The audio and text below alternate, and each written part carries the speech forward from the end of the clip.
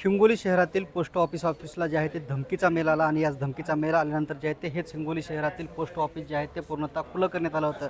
मात्र आता कुठेतरी या ठिकाणी जे आहे ते पोस्ट ऑफिस परिसरामध्ये बॉम्बशोधक पथक दाखल झाले आहे. बॉम्बशोधक पथकाकडून जे आहे ते या संपूर्ण बिल्डिंगची संपूर्णतः या ठिकाणी आपण बघतोय की तपासणी केली जाते. अनेक अधिकारी असतील, कर्मचारी असतील, पोलीस, महाराष्ट्र पोलीस असेल, त्याचबरोबर बॉम्बशोधक पथक असेल, हे सर्वजण आहेत ते याच बिल्डिंगमध्ये दाखल झाले आहेत. आपण बघतोय की मोठ्या संख्येनं पोलीस अधिकारी असतील, त्याचबरोबर बॉम्बशोधक पथकातले कर्मचारी असतील असे दाखल झाले आहेत.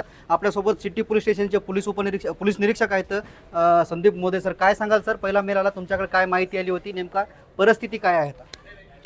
माहिती प्राप्त झालेली होती, त्यावेळेस अनुषंगाने हे सगळं खाली करण्यात आलेलं होतं. त्यानंतर संबंधित BDDS टीम, ATSची पथक वगैरे या ठिकाणी आलेलं आहे. सगळं पाहणी वगैरे झालेलं आहे. आक्षेपार्ह काही वस्तू आलेली नाही म्हणून आता हा तपास सुरू आहे, तपासाचा भाग आहे सगळा. नेमका आता कुठली तपासणी करण्यात आली आणि कुठले पथक इथं दाखल झाले आहेत? सगळ्या परिसराची पाहणी झालेली आहे, सगळी तपासणी झालेली आहे. आजूबाजूचा परिसर असेल, आतमध्ये जेवढे पार्सल वगैरे आहेत ही सगळी तपासणी करण्यात आली आहे. आपण बघतोय की या ठिकाणी बॉम्बशोधक पथक असेल, त्याचबरोबर पोलीस असतील, या ठिकाणी दाखल झालेले आहेत. संपूर्ण बिल्डिंग जी आहे ते खाली करण्यात आली आहे. साधारणतः हे 2 मजली बिल्डिंग आहे आणि ही बिल्डिंग आता संपूर्ण खाली करण्यात आली आहे. बॉम्बशोधक पथक, पोलीस जे आहे ते या बिल्डिंगची कसून चौकशी करतात. डॉग स्क्वॉड ही या ठिकाणी दाखल झालेली आहे. नेमकं अनन्वयी हे मेल आलेला आहे. मेल कोणी पाठवला, काय पाठवलं, अद्यापही अस्पष्ट आहे. मात्र हा जो मेल आलेला आहे, तो मेल जो आहे तो आल्यानं जे आहे ते संपूर्ण शहरामध्ये खळबळ उडाल्याचं आपल्याला पाहायला मिळत आहे. कॅमेरामॅन ज्ञानेश्वर वानखेडेसह मी रमेश चेंडके, TV9 मराठी, हिंगोली.